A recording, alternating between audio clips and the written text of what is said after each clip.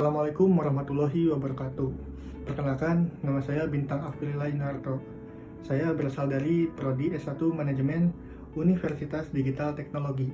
Ini saya akan menjelaskan tentang sifatul insan, yaitu sifat manusia. Pernah nggak sih kamu bertanya, kenapa manusia bisa marah, bisa juga sabar, bisa juga salah, bisa juga memperbaiki diri? Kenapa manusia juga bisa lupa, bisa lemah, tapi juga bisa bangkit dan berubah?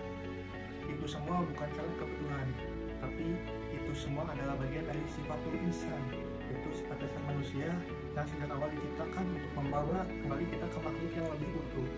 Kenapa sifatul insan itu penting untuk dipelajari?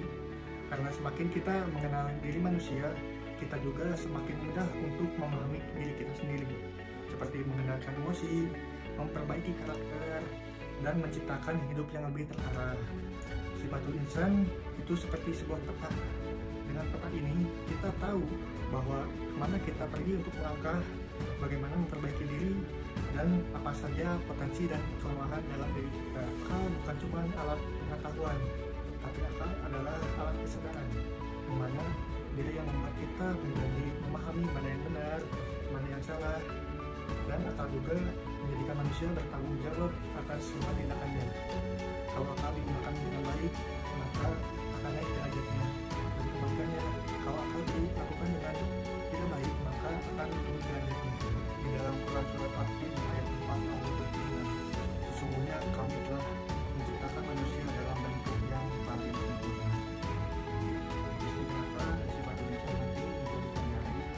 Karena semakin kita memahami sifat dasar manusia, semakin mudah juga kita memahami diri sendiri, mengendalikan emosi, memperbaiki karakter, dan menciptakan hidup yang lebih terarah. Sifatul insan sendiri itu seperti sebuah peta. Dengan peta ini, kita tahu kemana kita melangkah, bagaimana memperbaiki diri, dan apa saja potensi dan kelemahan di dalam diri kita. Manusia mempunyai nafs atau dorongan dan emosi. Dalam diri manusia pastinya memiliki sebuah nafs atau sebuah keinginan, dorongan, ambisi, dan juga emosi. Nah, di sini nafsu itu mempunyai beberapa bentuk. Yang pertama adalah nafsu amarah, nafsu ingin dihargai, nafsu ingin dimiliki, nafsu mencapai tujuan, dan yang terakhir adalah nafsu untuk dicintai. Nafsu ini mempunyai dua sisi. Yang pertama, kalau dia diarahkan, dia menjadi energi yang lebih maju. Dan yang kedua, kalau dia dibiarkan, menjadi racun yang merusak. Tugas kita bukan untuk mematikan nafsu, tapi bagaimana cara kita untuk bisa mengendalikannya, mengarahkannya ke tempat yang lebih benar. Biasanya orang yang bisa menguasai nafsu adalah orang yang bisa menguasai dirinya sendiri. Sifat selanjutnya yaitu manusia bersifat lupa. Dalam bahasa Arab, manusia disebut insan, yang salah satu maknanya berasal dari kata nasia, yang artinya lupa. Manusia juga seringkali lupa. Salah satunya adalah lupa tentang hidup, lupa nikmat yang kita punya, lupa kesalahan yang pernah kita buat, lupa janji, dan juga lupa arah. Kedengarannya lemah, tetapi sebenarnya inilah mekanisme dalam hidup manusia. Karena lupa, manusia juga perlu untuk belajar. Karena lupa, manusia butuh untuk diingatkan. Karena lupa, manusia butuh untuk memperbaiki diri. Sifat selanjutnya adalah sifat manusia yang bisa salah, tetapi bisa juga untuk bertaubat. Setiap manusia pasti pernah melakukan kesalahan, baik itu yang disengaja maupun yang tidak disengaja. Allah juga memberi manusia kesempatan luar biasa, kemampuan untuk menyadari sebuah kesalahan, menyesal, dan untuk memperbaiki diri lebih baik lagi. Sifat ini membuat manusia tumbuh. Manusia bukanlah makhluk yang jatuh karena kesalahan, tetapi manusia adalah makhluk yang naik derajatnya karena memproses dalam perbaikan diri. Sifat lainnya yaitu fitrah manusia mencintai kebaikan. Walaupun manusia sendiri mempunyai sisi gelap, fitrah manusia tetap mencintai kebaikan. Kita menyukai kebaikan, keadilan, kejujuran, kedamaian, dan kasih sayang. Fitrah itu mungkin ditutupi oleh ego, kebiasaan buruk, atau lingkungan. Tetapi fitrah itu tidak pernah hilang, ia hanya tertutup.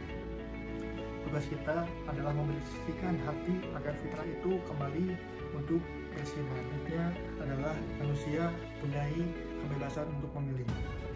Sifat manusia adalah memiliki ikhtiar atau kebebasan untuk memilih. Seperti kita memilih sabar dan marah, jujur atau berbohong, ikhlas atau iri, dan berkembang atau tetap diam di tempat. Karena manusia juga mempunyai sifat untuk kebebasan memilih, manusia juga mempunyai tanggung jawab yang besar. Setiap pilihan mempunyai konsekuensi, dan inilah yang membuat perjalanan hidup manusia menjadi lebih bernilai. Sifat yang terakhir adalah manusia itu adalah sebuah makhluk sosial.